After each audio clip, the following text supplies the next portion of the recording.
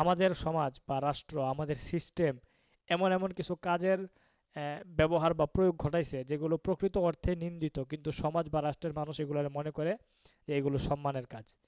আমি কিছু উদাহরণ দিই, তাহলে ব্যাপারটা আপনারা খুব সহজে বুঝতে পারবেন। যেমন এক নাম্বার, মনে করেন যে আমাদের দেশে অনেকেই ব্যাংকে চাকরি করে না। তো কারো সন্তান যদি ব্যাংকে চাকরি পায়, জব পায়, তো সেই ক্ষেত্রে পিতামাতা কি করে, আমার ছেলে ব্যাংকে জব পাইছে, পুরো এলাকাবাসীরে শোনায়, স্যালারি কিন্তু 40,000, 50,000, বড় গলায় এইভাবে বলে। বলে না, মানে যে জবটা পায় সেও কি করে, মানে প্রাউড ফিল করে, এবং মানুষদেরকে বা বন্ধুদেরকে বলে, বন্ধু জব কিন্তু একটা পাইছি, স্যালারি কিন্তু এই মোটা অঙ্কের, এই সেই ব্যাংকে, আমি কিন্তু আজ থেকে ব্যাংক অফিসার, নানান কিছু।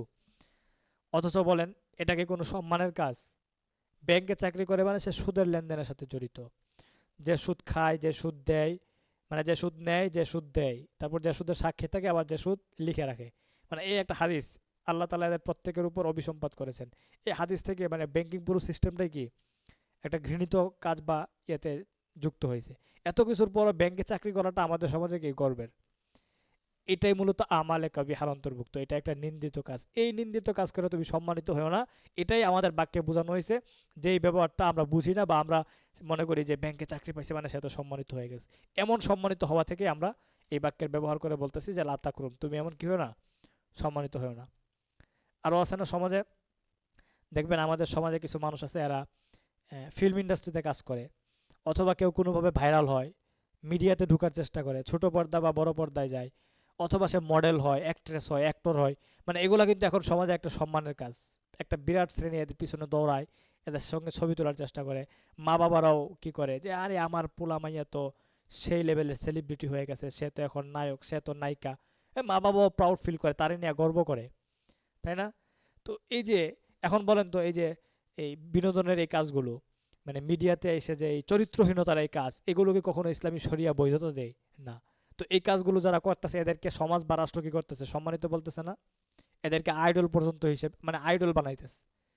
তো এই কাজগুলো কইরা সম্মানিত না হতেই আমাদের এই বাক্যের ব্যবহার। যেমন কিছুদিন আগে একটা মিম ভিডিও বা ফটো ইয়ে করে আপলোড করে, এরকম একটা পেজে দেখলাম, একটা একটা অ্যাক্ট্রেসের একটা ছবি ইয়ে করছে, মানে প্রজন্মের ভোগান্তি কত পরিমাণ এবং কি পরিমাণ যে একটা, মানে আমরা একটা দৈন্যদশায় আছি নিরনৈতিকতার, এটা তার বাস্তব চিত্র। তো ওখানে মেয়েটা সে টপ পরে আছে, সে এক ধরনের অনেকটা অর্ধনগ্ন টপ, মানে যেটা আমাদের সংস্কৃতির সাথে যায় না, হাঁটুর উপরে পোশাক। তার বাবা মনে হয় হাজি সাহেব, নামাজ পড়েন, দাঁড়িয়ে আছেন, মুখে পাঞ্জাবি পরেন, মাথায় টুপি আছে, এমন একটা লোক তার মেয়ের সাথে কক্সবাজারে গিয়ে ছবি তুলছে, সাথে তার মাও আছে, মানে ওই অ্যাক্ট্রেসের মাও আছে। মহিলাও বুরকা পরা, পর্দা করে, একদম নিকাব পরে পরে পর্যন্ত রাখছেন।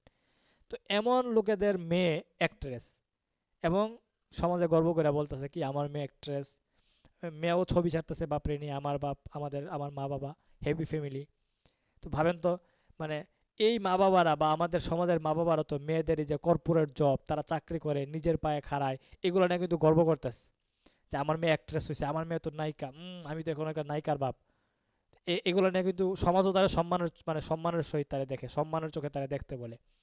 তো এই সম্মান থেকে আমাদেরকে বিরত থাকতে বলা হইতেছে, বলতেছে যে লাতাক্রুম, মানে এই ধরনের আমালে কবি হা করে তুমি কি হলো না, সম্মানিত হয় না।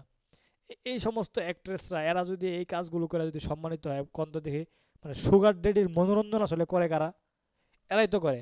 তো এরাই যখন এই কাজগুলো করবে, আবার এরাই যখন গিয়ে বলবে যে মানে এরা এই কাজগুলো করবার পর যখন সমাজে এরা সম্মানিত হবে, তো এগুলো তো মন্দ কাজ দ্বারা সম্মানিত হইতেছে না। এই কাজগুলো যে মন্দ, আমাদের সমাজ বা রাষ্ট্র এটা মানতেই চায় না। এজন্যই মূলত আমাদের এই বাক্যের ব্যবহার, যে লা তাকরুম বিল আমাল কবিহা, তুমি এই আমালে কবিহা বা মন্দ আমল সমূহের দ্বারা কি হও না, সম্মানিত হও না। ব্যাংকে চাকরি করা মানুষ বলুক সম্মানের, অনেক ক্ষেত্রে দেখবেন ভাই, বিভিন্ন বাহিনী বা সরকারি চাকরি, মানে সুস্পষ্ট ঘুষ দিয়ে সে যায়।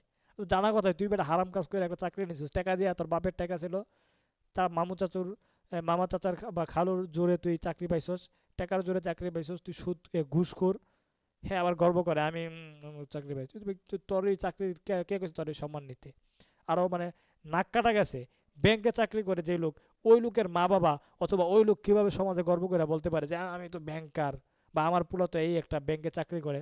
এর তো আরও নাক কাটা গেছে, এর তো মানে সমাজে মানে মুখ ঢেকে হাঁটা উচিত ছিল রুমাল দিয়ে এইভাবে, যে মুখ দেখাবো না সমাজ রে, আমার পোলা ব্যাংকে চাকরি করতে গেছে, মানে সুদি লেনদেন এখন সারা জীবন আমারে খাওয়াইবো।